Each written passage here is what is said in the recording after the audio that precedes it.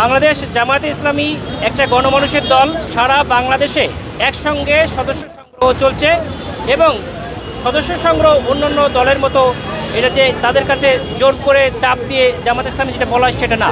আমরা গণমানুষের কাছে যাচ্ছি এবং আমরা রাস্তায় চলে এসেছি মানুষকে সেবা দেওয়ার জন্য। যেহেতু জামায়াতে ইসলামীর একটা মেডিকেল থানা, ডাক্তার হিসেবে আমাদের মানুষকে যখন দাওয়াত দেওয়া, তখন আমরা একই সঙ্গে ওই ব্যক্তি সুস্থ আছেন কিনা তার যে রেগুলার চেক আপ সেটা আমরা করে দিচ্ছি। অনেক সময় একটা মানুষ দেখেন সুস্থ আছে কিন্তু দেখা যাচ্ছে 2 দিন পরে হঠাৎ অসুস্থ, পরে তার চেক আপ করে দেখা যায় যে তার প্রেশারটা অনেক বেশি, আমরা ডায়াবেটিসটা বেশি। আমরা এখানে তার ডায়াবেটিস কেমন আছে, প্রেশার কেমন আছে এবং তার নর্মাল যে ছোটোখাটো সমস্যাগুলো আমরা চেক আপ করে দিচ্ছি এবং বিনামূল্যে আমরা কিছু ঔষধও এখানে দিয়ে দিচ্ছি। বাংলাদেশ জামায়াতে ইসলামী সারা বছর মেডিকেল থানা পক্ষ থেকে এবং ঢাকা মহানগরী উত্তরের আমির সেলিমউদ্দিন ভাইয়ের নেতৃত্বে আমরা এই স্বাস্থ্যসেবাটা সারা বছর দিয়ে যাই।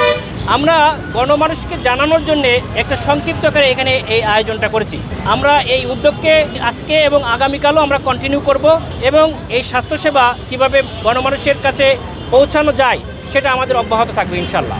আমাদের এই কার্যক্রমটা মানুষ যথেষ্ট পরিমাণে অ্যাপ্রিসিয়েট করেছে, কারণ সাধারণ মানুষের একটা স্বাস্থ্যসেবা নিতে যে সারাদিন বসে থাকতে হয় এবং 1-2 হাজার টাকা দিয়েও কিন্তু বিশেষজ্ঞ একটা ওপিনিয়ন পায় না। এখানে যারা আছেন অনেক বড় বড় অ্যাসোসিয়েট প্রফেসর সহ মেডিকেল অফিসার একটা বিশেষজ্ঞ ওপিনিয়ন একেবারে বিনামূল্যে তাদেরকে নিচ্ছে, সঙ্গে তাদেরকে ঔষধও দিয়েছে। এটাই যে জামাতের বৈশিষ্ট্য, এটা মানুষকে জানানোর জন্যই আমরা সামনে একটু এসেছি যে জামাতকে মানুষ জানুক, জামাত যে গণমানুষের দল, জামাত যে মানুষের শুধু উপকার করে, জামাত কেমন সেটা তার বৈশিষ্ট্য মানুষের প্রকাশ করার জন্য। যে 5ই আগস্টের পরে নতুন বাংলাদেশে আমরা অনেক কিছু দেখেছি, 300 কোটির পরিবর্তে 2 কোটিতে একটা কাজ করা সম্ভব। বাংলাদেশ জামায়াতে ইসলামীর রাহবার একজন প্রতিষ্ঠিত চিকিৎসক, যিনি একটা হাসপাতাল প্রতিষ্ঠাতা করেছেন এবং তিনি প্রমাণ করেছেন যে স্বাস্থ্য খাতে তিনি বড় অবদান রাখতে পারেন। বাংলাদেশের মানুষ দারিদ্র্য সীমার নিচে বাস করে, অনেক মানুষ। স্বাস্থ্য, চিকিৎসা এবং শিক্ষা, বাসস্থান এটা মানুষের মৌলিক অধিকার। আপনারা দেখেছেন যে বিভিন্ন দেশে এই স্বাস্থ্যসেবাটা কিন্তু মানুষ ফ্রি পেয়ে থাকে।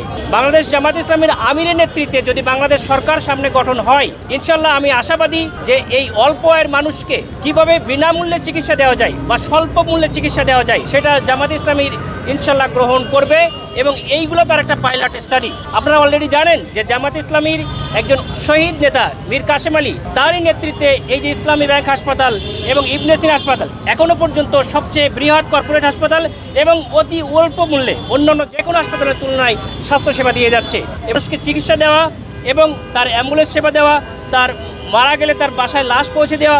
বাংলাদেশ আমিরি জামাত যিনি ডাক্তার শফিকুর রহমানের নেতৃত্বে আমাদের 2-3টা অ্যাম্বুলেন্স আছে, একদম 1 টাকাও না, বিনামূল্যে সারা দেশে আমরা তার মৃত্যু লাশকে পৌঁছে দিই। এইরকম বিভিন্ন সেবামূলক কাজ আমরা করে যাচ্ছি এবং আমি আশা করি যদি বাংলাদেশ জামায়াতে ইসলামী ক্ষমতায় যায় এবং সরকার গঠন করে, স্বাস্থ্যসেবায় একটা আমূল পরিবর্তন আসবে ইনশাআল্লাহ।